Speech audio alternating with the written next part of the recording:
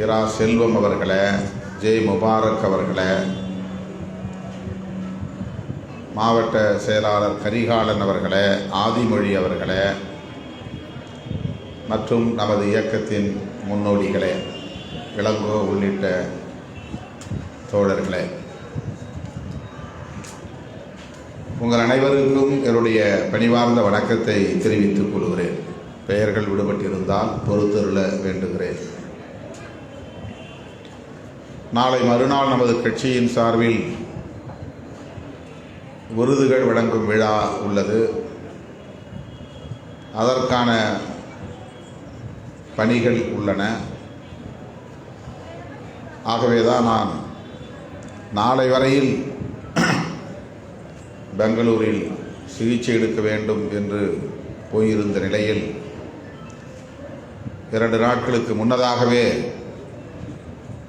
புறப்பட்டு சென்னைக்கு வந்துவிட்டேன்.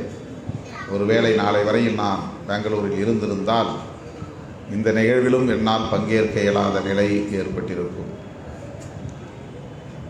நாளை மறுநாள் நடைபெறவுள்ள விருதுகள் வழங்கும் விழாவிலே பங்கேற்பதற்காக 2 நாட்களுக்கு முன்னதாகவே நான் சென்னைக்கு வந்துவிட்ட நிலையில் இன்றைக்கு நடைபெறுகிற இந்த விழாவிலும் பங்கேற்கிற ஒரு அரிய வாய்ப்பு கிடைத்திருக்கிறது. தம்பி பிரேம் அவர்கள் இந்த நிகழ்ச்சியை கட்சியின் அலுவலகத்தில் நடத்தி கொள்ளலாமா என்று கேட்டபோது உடனே நான் இசைவளித்தேன். எப்போதெல்லாம் நீங்கள் நிலாதம்மா குழுவின் சார்பில் நிகழ்ச்சிகளை நடத்த விரும்புகிறீர்களோ அப்போதெல்லாம் இந்த அரங்கை நீங்கள் பயன்படுத்திக் கொள்ளலாம், அதில் தயக்கம் ஏதும் தேவையில்லை என்று சொல்லியிருந்தேன். நீண்ட காலமாக அம்பேத்கர் மணிமண்டபத்தில் தான் நிலாதம்மா குழுவினர் இதுபோன்ற நிகழ்ச்சிகளை மிகச் சிறப்பாக நடத்தி வந்ததை நாம் அறிவோம். அண்மை காலமாக அங்கே இதுபோன்ற நிகழ்ச்சிகளை நடத்த முடியாத ஒரு நிலை ஏற்பட்டிருக்கிறது. பாதுகாப்பு என்னும் பெயரில் அரசு அந்த கெடுபிடியை செய்து வருகிறது. ஆகவே தோழர்கள் இங்கே சுதந்திரமாக செயல்பட இயலாத நிலையில்தான்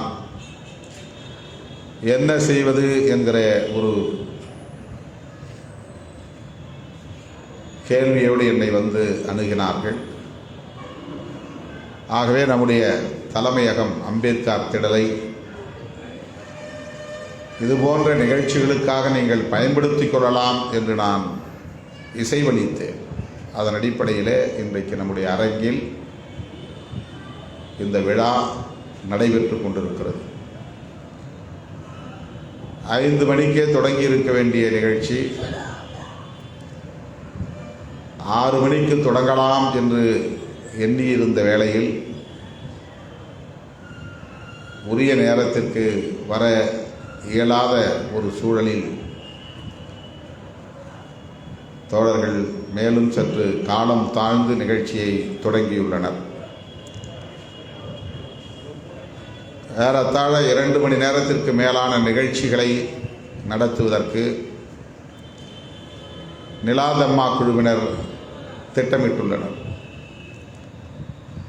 இன்னும் 5-6 நாடகங்கள் நடைபெற உள்ளன. பௌத்தம் தொடர்பான கருத்தியலை விளக்கும் நிகழ்வுகள் அரங்கேற உள்ளன. இதற்கிடையில் நான் சில நிமிடங்கள் பேச வேண்டும், தொடர்ந்து நிகழ்ச்சிகள் நடைபெறும் என்று தம்பி பிரேம் அவர்களின் இடத்திலே வந்து வேண்டுகோள் விடுத்தார். காலையிலிருந்து ஏராளமான பார்வையாளர்கள் வந்து காத்திருக்கிறார்கள். கல்லூரிக்கான சேர்க்கை நேரம் 12ஆம் வகுப்பு முடித்த மாணவர்கள் சென்னையிலே பல்வேறு கல்லூரிகளில் சேர்வதற்கு முயற்சித்துக் கொண்டிருக்கிற ஒரு நெருக்கடியான நேரம். அவர்களும் என்னை சந்திப்பதற்காக ஏராளமானவர்கள் காத்திருக்கிறார்கள். ஆகவே நீங்கள் நீண்ட நேரம் இங்கே காத்திருக்க வேண்டாம், ஒரு சில நிமிடங்கள் பேசி வாழ்த்தினால் போதும். எங்கள் நிகழ்வுகள் தொடர்ந்து நடைபெற்று கொண்டிருக்கும். இன்னும் குறைந்தது 5 நிகழ்ச்சிகளாவது மேடையில் அரங்கேற உள்ளன என்று என்னிடத்திலே தம்பி பிரேம் அவர்கள் குறிப்பிட்டார். ஆகவே நான் நெடுநேரம் எடுத்துக்கொள்ளப் போவதில்லை. தொடர்ந்து இந்த நிகழ்ச்சியை நீங்கள் சிறப்பாக நடத்த வேண்டும் என்று நான் வாழ்த்துகிறேன். இந்த நிகழ்ச்சியை நடத்துகிற நிலாதம்மா குழுவினரின் முயற்சி போற்றுதலுக்குரியது. நான் நெஞ்சார பாராட்டுகிறேன். நம்மையெல்லாம் மனிதர்களாய் தலைநிமிர வைத்த நம்முடைய மகத்தான தலைவர் புரட்சியாளர் அம்பேத்கர் அவர்கள்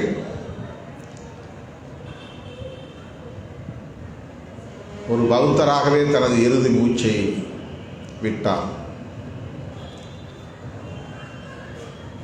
பிறக்கும்போது நான் இந்துவாக பிறந்திருக்கலாம், ஆனால் இறக்கும்போது ஒரு இந்துவாக நான் இறக்க மாட்டேன் என்று ஏலோ மாநாட்டு நிகழ்வில், ஏலோ என்னும் இடத்தில் நடைபெற்ற ஒரு மாநாட்டில் புரட்சியாளர் அம்பேத்கர் அவர்கள் உறுதியேற்றுக் கொண்டார்.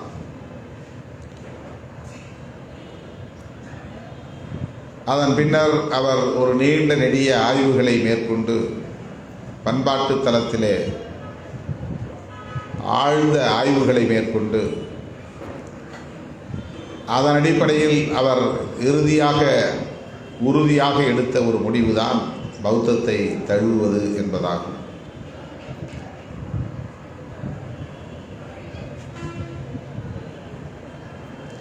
இந்திய அரசியல் வரலாற்றில் இப்படி ஒரு முடிவை, துணிச்சலான முடிவை புரட்சியாளர் அம்பேத்கருக்கு முன்பு அல்லது அவருக்கு பின்பு யாரும் எடுத்ததில்லை. இந்த முடிவு தனிப்பட்ட முறையிலே அவருடைய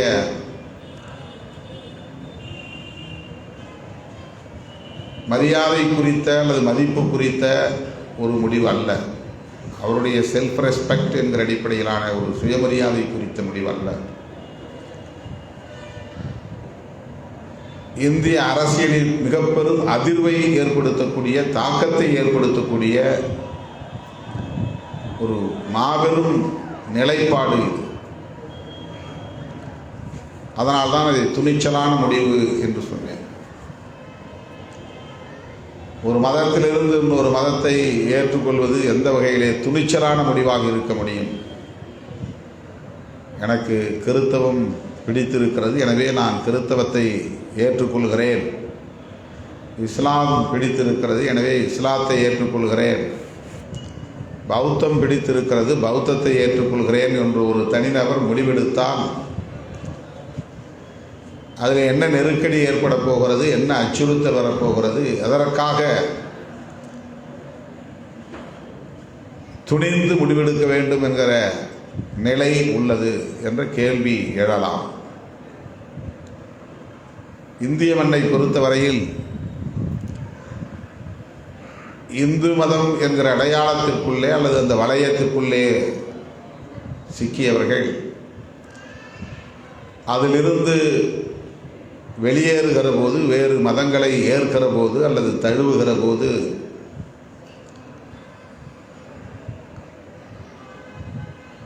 பெரும் தாக்கத்தை அது ஏற்படுத்தி இருக்கிறது. சலசலப்பை ஏற்படுத்தி இருக்கிறது, மோதலை ஏற்படுத்தி இருக்கிறது, வன்முறைகள் வெடித்திருக்கின்றன.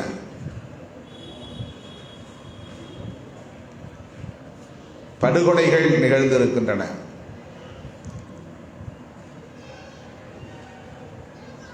அந்த வகையிலே பார்க்கிற போது புரட்சியாளர் அம்பேத்கர் அவர்கள் இந்து என்கிற அடையாளத்தை உதறிவிட்டு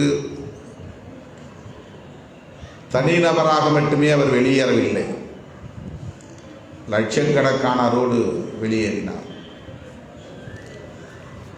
லட்சக்கணக்கான பேரோடு அவர் பௌத்தத்தை தழுவினார் என்பதை விட லட்சக்கணக்கான பேரோடு அவர் இந்து வலயத்திலிருந்து வெளியேறினார் என்பதுதான் செய்தி, அழிக்கோடிட வேண்டிய செய்தி.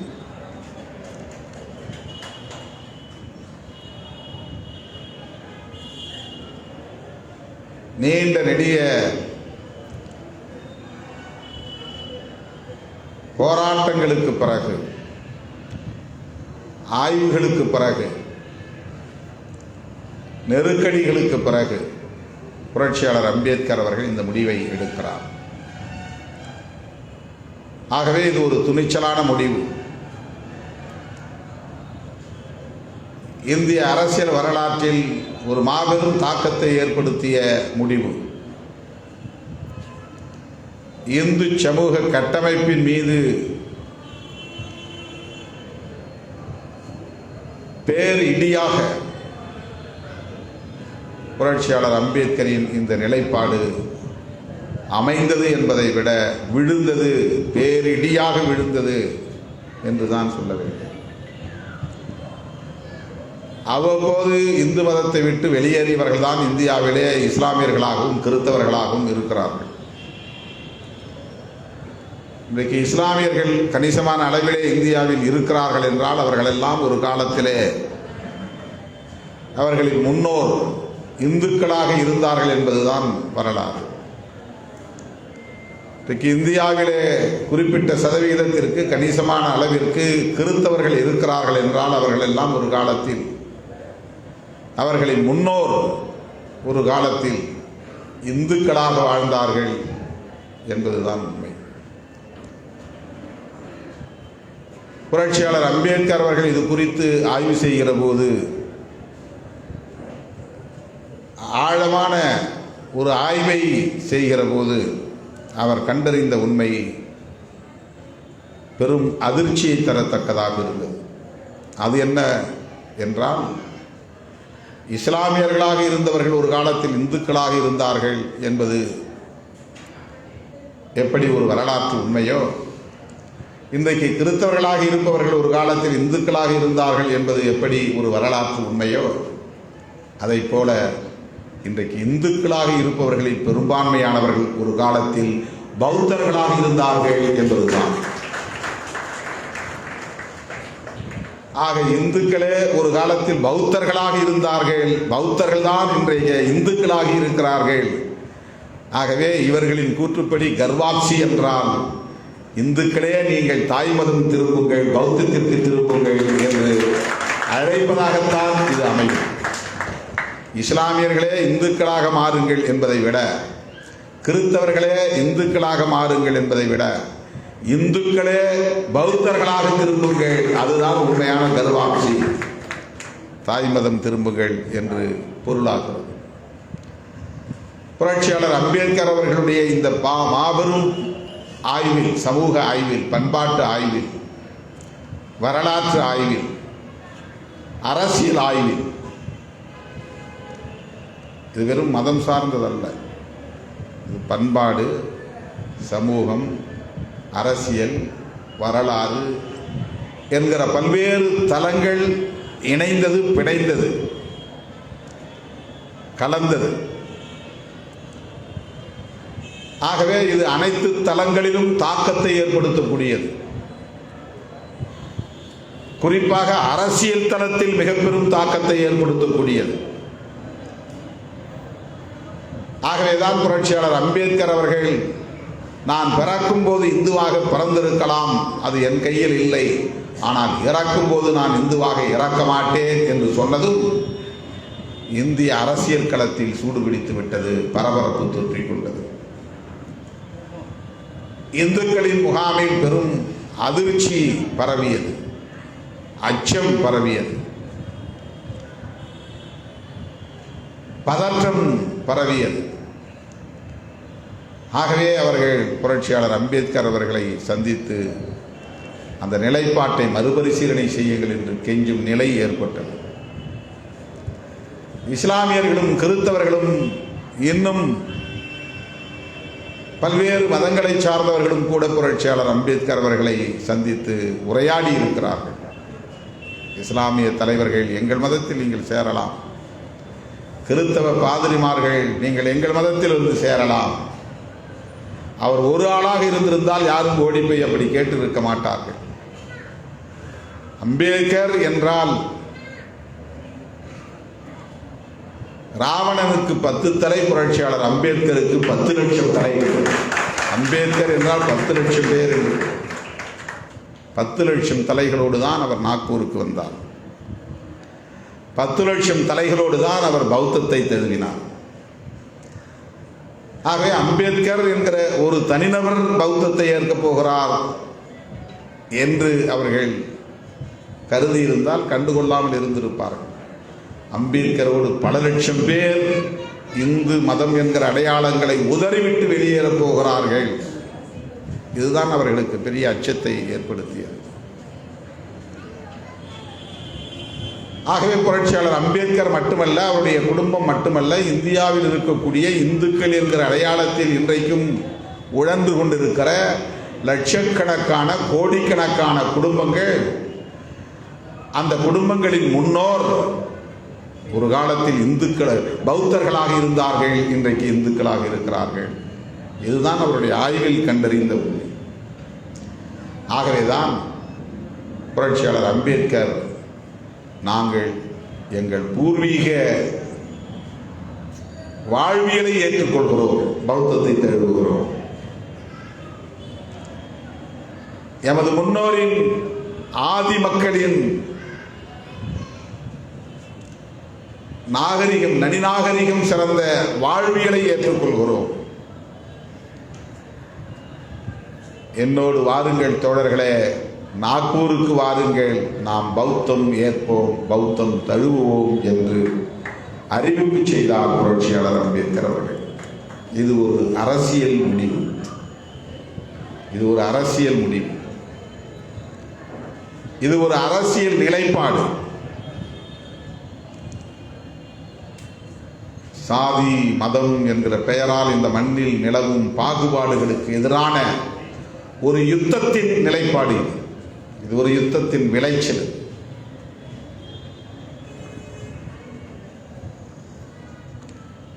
இந்து மதத்தை மட்டும் விமர்சிக்கிறீர்கள், இஸ்லாத்தை விமர்சிப்பதில்லை. இந்து மதத்தை மட்டும் குறை சொல்கிறீர்கள், கிறித்தவத்தை குறை சொல்வதில்லை. இந்து மதத்தில் மட்டும்தான் மூட நம்பிக்கைகள் உண்டா? பிற மதங்களில் மூட நம்பிக்கைகள் இல்லையா? இந்து மதத்தில் மட்டும்தான் பெண்ணடிமைத்தனம் இருக்கிறதா? பிற மதங்களில் பெண்ணடிமைத்தனம் இல்லையா? நீங்கள் இந்துக்களின் விரோதி, இந்துக்களை மட்டுமே நீங்கள் விமர்சிக்கிறீர்கள் என்று சில பேர் கேள்வி எழுப்புகிறார். இது ஒரு மேலோட்டமான பார்வை, ஒரு ஷேலோ கிரிட்டிசிசம், ஒரு மேலோட்டமான பார்வை. பெண்களுக்கு எதிரான வன்கொடுமைகள் என்பது உலகம் தழுவிய அளவில் இருக்கிறது, எல்லா மதங்களிலும் இருக்கிறது, யாரும் மறுக்கவில்லை. மூட நம்பிக்கைகள் எல்லா மதங்களிலும் இருக்கிறது, யாரும் மறுக்கவில்லை.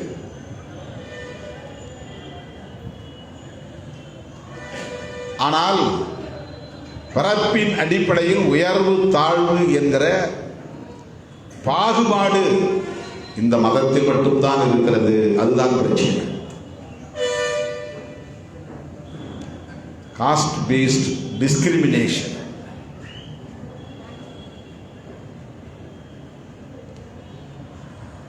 பிறப்பின் அடிப்படையில் உயர்வு தாழ்வு, உயர்ந்தவன் தாழ்ந்தவன் என்கிற இந்த பாகுபாடு, இதுதான் பிரச்சனை.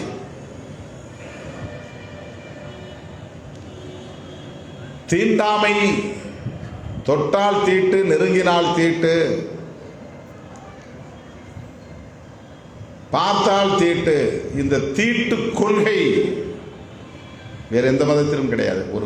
ஒரு மதத்தின் அடிப்படை கொள்கையாக, the basic concept of a religion, ஒரு மதத்தின் அடிப்படை கொள்கையாக தீட்டு கொள்கை இருக்கிறது.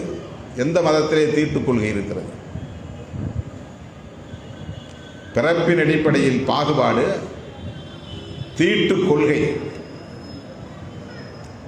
இதுதான் இந்து தர்மத்திற்கு எதிரான விமர்சனங்களுக்கு காரணம்.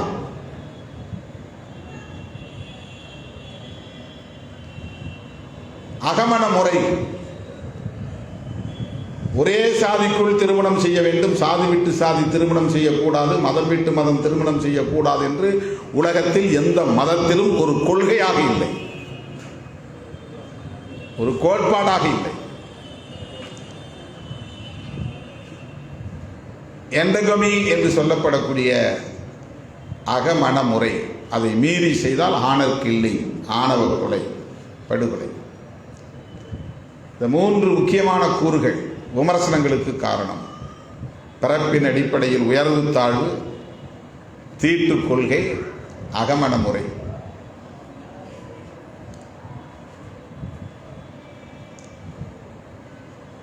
இதுதான் இந்த மதத்தின் மீதான அல்லது தர்மத்தின் மீதான அல்லது அந்த கருத்தியலின் மீதான தாக்குதல்களுக்கும் விமர்சனங்களுக்கும் காரணம் என்பதை நாம் எடுத்துரைத்தாலும் அவர்களால் உள்வாங்கிக் கொள்ள முடியவில்லை, புரிந்து கொள்ள தயாராக இல்லை. அதை சீர் செய்வதற்கும் அவர்கள் தயாராக இல்லை, அதை அழித்தொழிப்பதற்கும் அவர்கள் தயாராக இல்லை. இவைதான் இங்கே இந்து மதத்திலிருந்து இஸ்லாம் உருவாவதற்கு காரணம். இவைதான் இங்கே கிறிஸ்தவம் வளருவதற்கு காரணம். இந்த நிலையில்தான் தோழர்களே, புரட்சியாளர் அம்பேத்கர் அவர்கள் உள்ளிருந்து கொண்டு விமர்சித்துக் கொண்டிருப்பதால் எந்த பயனும் இல்லை. அவர்கள் அதை உள்வாங்கவும் தயாராக இல்லை, அதை மாற்றிக்கொள்ளவும் தயாராக இல்லை. அது தவறுதான் என்று சுய விமர்சனம் செய்து கொள்ளவும் அந்த மதத்தில் ஒரு அறிவாளி கூட இல்லை. அதுதான் பிரச்சனை. ரெண்டு பேருக்கு இடையில நல்லிணக்கமான நட்பு உருவாகணும்னா ரெண்டு பேரும் பகிர்ந்து கொள்ளக்கூடிய கருத்துக்களை ரெண்டு பேரும் உள்வாங்கிக் கொண்டு புரிந்து கொள்ள வேண்டும். எது சரியோ அதை ஏற்றுக்கொள்ள வேண்டும், எது சரியோ அதை ஏற்றுக்கொள்ள வேண்டும். நீ சொல்லுவதை நான் ஏற்றுக்கொள்ள முடியாது என்று இரண்டு பேருமே பிடிவாதம், வரட்டு பிடிவாதம் செய்தால் அங்கே நல்லிணக்கத்திற்கு இடமே இல்லை, வாய்ப்பே இல்லை. ஆகவே புரட்சியாளர் அம்பேத்கர் என்ன சொல்லுகிறார் என்றால், இந்த அடையாளங்களுக்குள்ளே உழன்று கொண்டே இருந்தால், அவர்களை எதிர்த்து கொண்டிருப்பதால், விமர்சித்துக் கொண்டிருப்பதால், அவர்களை எதிர்த்து போராடி கொண்டிருப்பதால் ஒருபோதும் அவர்கள் தம்முடைய நிலைப்பாட்டை மாற்றிக்கொள்ளப் போவதில்லை, அதற்கு வாய்ப்பில்லை. வரலாறு அப்படித்தான் சொல்கிறது. எனவே அதை விட்டு வெளியேறுவதுதான் தீர்வு. இதுதான் புரட்சியாளர் அம்பேத்கர் சொல்கிறார். அப்படித்தான் அவர் வெளியேறினார். வெளியேறுவதை ஒரு நிகழ்வாக நடத்தினார், அதை ஒரு யுத்தமாக நடத்தினார். ஒரு பண்பாட்டு நிகழ்வு கிடையாது, அது ஒரு அரசியல் நிகழ்வு. அதை ஒரு யுத்தமாக நடத்தினார். இதோ பார், நீ எந்த மதத்தை உயர்த்தி பிடிக்கிறாயோ அந்த மதத்தின் மீது நான் தாக்குதல் தொடுக்கிறேன். இது என்னுடைய தாக்குதல். இது உன்னை விட்டு நான் வெளியேறுகிறேன். நான் மட்டுமல்ல, 10 லட்சம் பேர் வெளியேறுவோம். இந்திய வரலாற்றில், அரசியல் வரலாற்றில் ஒரு தலைவனின் பின்னால், ஒரு தனிநபரின் பின்னால், ஒரு தனிநபரின் அழைப்பை ஏற்று 10 லட்சம் பேர் ஒரு மதத்தை விட்டு வெளியேறிய நிகழ்வு என்பது ஒரு புரட்சிகரமான நிகழ்வு. இதுதான் இந்திய அரசியலில் நிகழ்ந்த புரட்சி. ஏன் அம்பேத்கர் அவர்களை புரட்சியாளர் என்று அழைக்கிறோம்? இது போன்ற நடவடிக்கைகளால் தான். இதுதான் புரட்சிகரமான நடவடிக்கை. பாபா சாஹிப் என்றால் தந்தை என்று பொருள், அவ்வளவுதான். தந்தை என்று யாரையும் அழைக்கலாம். உறவை அடையாளப்படுத்துவதை விட கொள்கையை அடையாளப்படுத்துவது. எனது தந்தை அம்பேத்கர் என்று அழைப்பதை விட புரட்சியாளர் அம்பேத்கர் என்று சொல்லுகிற போது அவர் புரட்சிகரமான சிந்தனையாளர், புரட்சிகரமான செயற்பாட்டாளர், புரட்சிக்கான வித்துக்களை ஊன்றியவர், புரட்சிக்கான அடித்தளத்தை அமைத்தவர், புரட்சியை நோக்கி மக்களை வழிநடத்துகிறவர் என்று.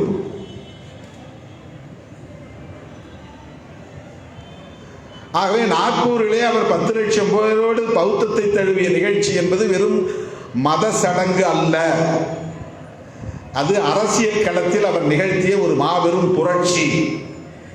இந்திய அரசியல் வரலாற்றில் இந்து சமூக கட்டமைப்பின் மீது அவர் தொடுத்த மாபெரும் யுத்தம் அது. அருமை தோழர்களே, அந்த பௌத்தம் இன்றைக்கு என்னவாக புரிந்து கொள்ளப்பட்டிருக்கிறது, எப்படி இன்றைக்கு மக்களிடத்திலே பேசப்பட்டு வருகிறது என்பதை நாம் சுய விமர்சனத்திற்குள் இறங்கியாக வேண்டும். ஒரு காலத்தில் இந்தியாவை தம் கட்டுப்பாட்டுக்குள் வைத்திருந்த ஒரு கோட்பாடு பௌத்தம்.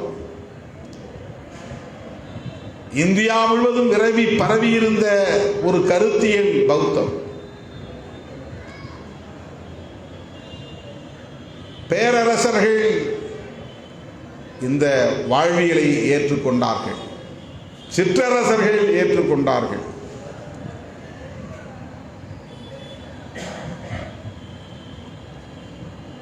மௌரியர்கள் மட்டுமல்ல, அவர்களை தொடர்ந்து பல ஆட்சியாளர்கள், அசோகர் மட்டுமல்ல, ஹர்ஷர், கனிஷ்கர் போன்றவர்கள். அப்படி கொடிகட்டி கோட்டையிலே கொடிகட்டி கோலோச்சிய தத்துவம் கோட்பாடு இன்றைக்கு எங்கே என்று தேடக்கூடிய நிலைக்கு ஏன் வந்தது? இடையிலே என்ன நிகழ்ந்தது?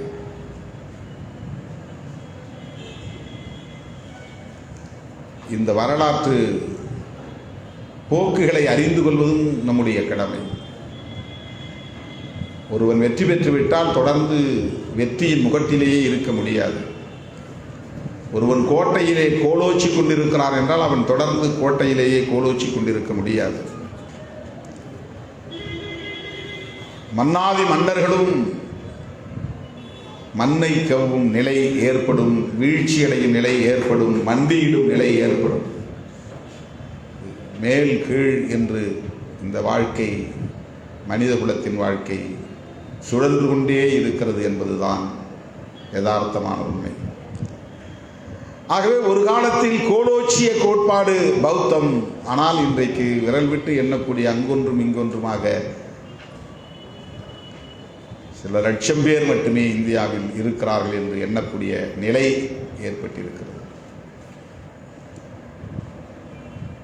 இன்றைக்கு டெல்லியிலே அவர்கள் கோலோச்சலாம், கோட்டையிலே அவர்கள் கொடியேற்றலாம். ஆனால் அவர்களுக்கும் இதே நிலை ஒரு நாள் ஏற்படும். அந்த காலம் வரும். அது ஜூன் 4ஆம் தேதியாக கூட இருக்கலாம். அவர்கள் மண்ணை கவ்வும் நிலை, மண்டியிடும் நிலை, தலைகீழாக குப்புற வீழும் நிலை உருவாகலாம். இது வரலாறு. இந்த பௌத்தம் எவ்வாறு வீழ்ச்சி அடைந்தது, அதில் உள்ள நனி சிறந்த கருத்தியல் மக்களை வெகுவாக ஈர்த்து வளர்ந்தது, வலுப்பெற்றது. அது ஒரு காலம். அதனாலேயே பகை ஒரு புறம் முளைவிட்டது, அதுவும் வளர்ந்தது, அது வலுப்பெற்றது. அதனால் பௌத்தம் வீழ்ந்தது. அந்த பௌத்தத்தை மீட்க வேண்டும். அந்த பௌத்தத்தை மீண்டும் இந்த மண்ணில் தழைக்க செய்ய வேண்டும். அந்த பௌத்தம் பரவிய ஒரு தேசமாக இந்த தேசத்தை பௌத்த இந்தியாவாக மாற்ற வேண்டும் என்பதுதான் புரட்சியாளர் அம்பேத்கர் இயக்கம். பௌத்த இந்தியா என்றால் அதுதான் ஜனநாயக இந்தியா. பௌத்த இந்தியா என்றால் அதுதான் சமத்துவ இந்தியா. அவர்கள் பாஷையில் சொன்னால் பௌத்த ராஷ்டிரா. அவர்கள் விரும்புவது வேறு, ஆனால் அவர்கள் பாஷையில் நாம் விரும்புவது பௌத்த ராஷ்டிரா. புரட்சியாளர் அம்பேத்கர் விரும்பியது. அவர் டிக்ளேர் செய்யவில்லை. அந்த கான்ஸ்டிடியூஷன் அதைத்தான் அதைத்தான் சொல்கிறது. நம்முடைய கான்ஸ்டிடியூஷன் என்ன இந்தியாவை இங்கே கட்டமைக்கப் போகிறது என்று உணர்த்துகிறது என்றால், இங்கே நாங்கள் ஒரு புதிய இந்தியாவை கட்டமைக்கப் போகிறோம். அந்த புதிய இந்தியா பௌத்த ராஷ்டிரா என்பதுதான். அது உருவாகிவிடக்கூடாது என்பதற்காகத்தான் இன்றைக்கு சங் பரிவார் கும்பல் மிக பெரும் சதி செயல்களில் ஈடுபட்டு வருகிறார்கள். தோழர்களே, புரட்சியாளர் அம்பேத்கர் அவர்கள் பௌத்தத்தை எவ்வாறு புரிந்து கொண்டார், அதை எவ்வாறு மக்களிடத்தில் எடுத்துச் செல்ல விரும்பினார் என்பதில் நாம் கவனமாக இருக்க வேண்டும். அதுதான் மிக முக்கியமானது. அம்பேத்கர் மீது நமக்கு பற்று, அவர் மீது நமக்கு உயர்ந்த மதிப்பு. அதனால் அவர் சொன்னதையும் செய்ததையும் எந்த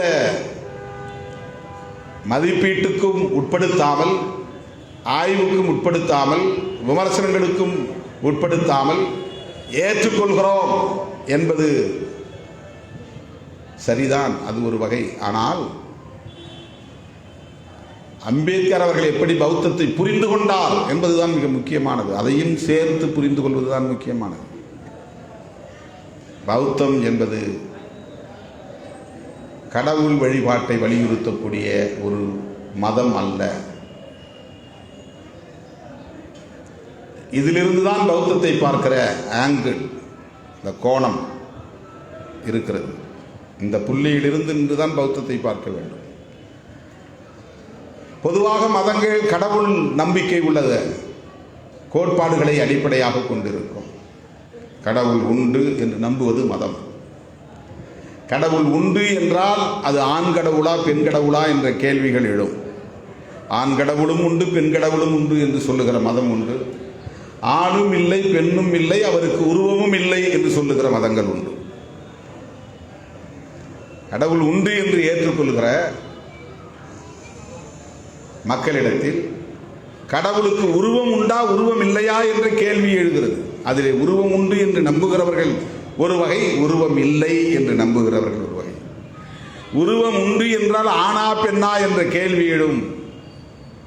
ஆணும் உண்டு, பெண்ணும் உண்டு, சிவனும் உண்டு, பார்வதியும் உண்டு, மகாவிஷ்ணுவும் உண்டு, மகாலட்சுமியும் உண்டு.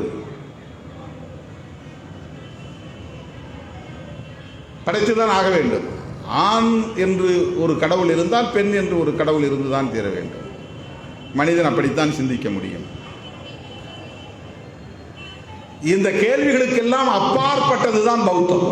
கடவுளை பற்றிய பேச்சே இல்லாத ஒரு வாழ்வியல் தான் பௌத்தம்.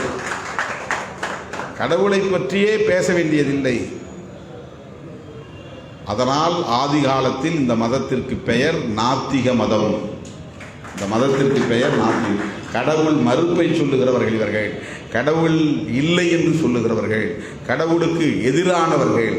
இப்படித்தான் பௌத்தத்திற்கு எதிரான வெறுப்பு முதலில் விதைக்கப்பட்டது. எப்படி இஸ்லாமியர்களுக்கான வெறுப்பு அரசியல் இன்றைக்கு விதைக்கப்படுகிறதோ அரசியல் ஆதாயத்திற்காக, அதை போல பௌத்தத்திற்கு எதிரான வெறுப்பு இப்படித்தான் முளைவிட தொடங்கியது. இப்படித்தான் திட்டமிட்டு விதைக்கப்பட்டது. இவர்களெல்லாம் பௌத்தர்களும் சமணர்களும் கடவுள் இல்லை என்று சொல்லக்கூடியவர்கள், ஆன்மீகத்தில் நம்பிக்கை இல்லாதவர்கள், வழிபாட்டு நடவடிக்கைகளில் ஈடுபாடு இல்லாதவர்கள்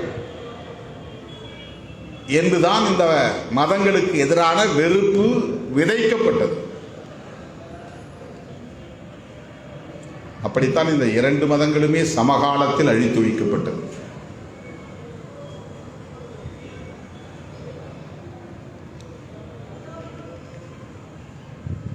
இப்போ பௌத்தத்தை பின்பற்ற துடிக்கிற நாம் இந்தியாவில் இருக்கிற பௌத்தம் அல்லது இலங்கையில் இருக்கிற பௌத்தம் அல்லது மியான்மரில் இருக்கிற பௌத்தம், தாய்லாந்தில் இருக்கிற பௌத்தம், ஜப்பானில் இருக்கிற பௌத்தம் எவ்வாறு இயங்குகின்றன என்பதை பற்றி என்றைக்காவது நாம் பேசியிருக்கிறோமா, விவாதித்திருக்கிறோமா? அதற்குள்ளே நாம் என்றைக்காவது ஆய்வை நடத்தி இருக்கிறோமா? இல்லை.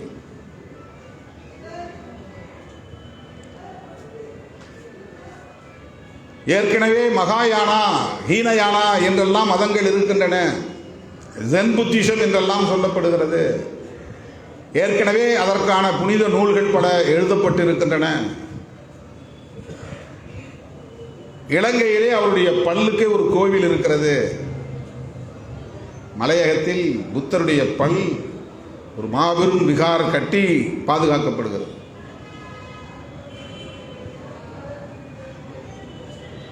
கௌதம புத்தருக்கே இதில் உடன்பாடு இல்லை, உடன்பாடு இருக்காது. கௌதம புத்தருக்கே உடன்பாடு இல்லாத நிகழ்வுகளாக அவையெல்லாம் மாறி இருக்கின்றன. கோயில்கள் கூடாது, விக்கிரகங்கள் கூடாது, பூசைகள் கூடாது, வழிபாடுகள் கூடாது, மந்திரங்கள் கூடாது, சடங்குகள் கூடாது. இதுதான் பௌத்தம். இப்படித்தான் ஆதி காலத்திலே பௌத்தம் பேசப்பட்டது.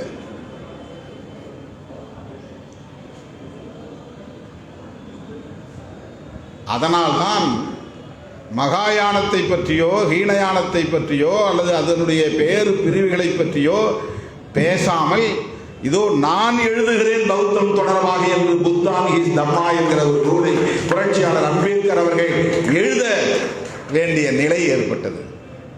அதற்கு அவர் வைத்த பெயர் நவயானா. அதல்லது மகாயானா, இது ஈனயானா, இது நவயானா என்ற புதிய பெயரை அவர் ஏன் சூட்ட வேண்டும்? இது ஒரு கேள்வி. ஏற்கனவே மகாயானம் இருக்கிற போது மகாயானம் என்றால் பெரும் பாதை, நெடும் பாதை என்று பொருள், அவ்வளவுதான். ஈனயானம் என்றால் எளிய பாதை என்று பொருள், இலகுவான பாதை என்று பொருள். நவயானா என்றால் புதிய பாதை என்று பொருள், புதிய பாதை, புதிய வழி. ஆக புரட்சியாளர் அம்பேத்கர் அவர்கள் இதோ நான் எழுதுகிறேன் புத்தருடைய தம்மம் என்ன என்று நான் எழுதுகிறேன்.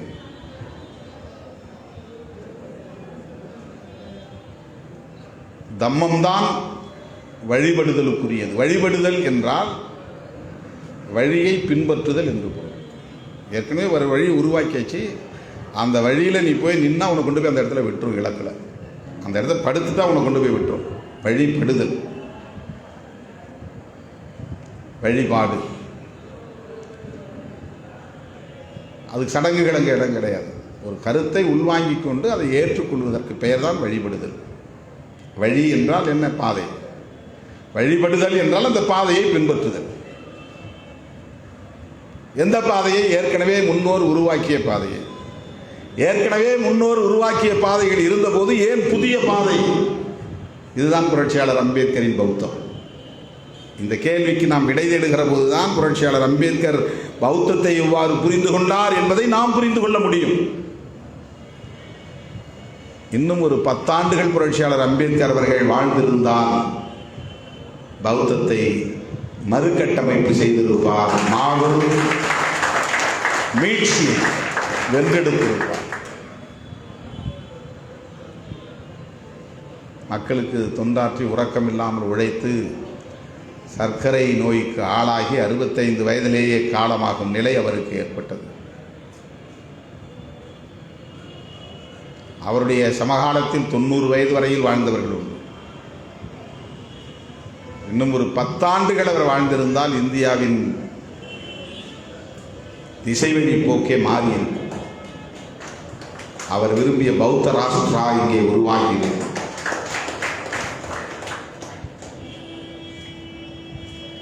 ஆகவே பௌத்தம் என்பது ஒரு அரசியல் கோட்பாடு, பௌத்தம் என்பது ஒரு கலாச்சார கோட்பாடு, பௌத்தம் என்பது ஒரு சமூகவியல் கோட்பாடு, பௌத்தம் என்பது சடங்குகளால் நிறைக்கப்பெற்ற ஒரு ஆன்மீக கோட்பாடு அல்ல.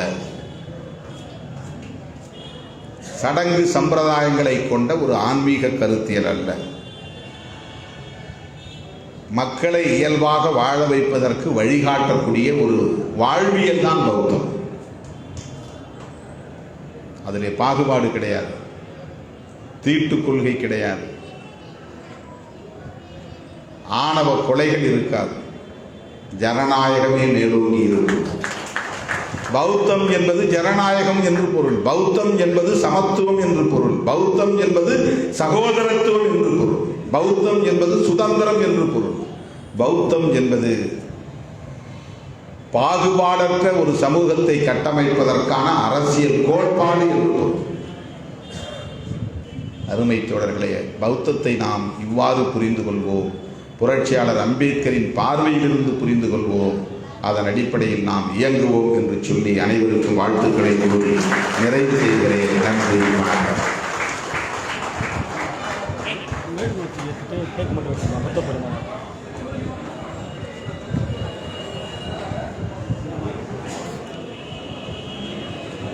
நிலாவந்தம்மாவின் தொடர் பௌர்ணமி கூடுகைகளில் பிறந்தநாள் நிகழ்வும் திருமண நாள் நன்னாள் இந்த நாளில் கொண்டாடுகிறவர்களுக்கு கேக் வெட்டி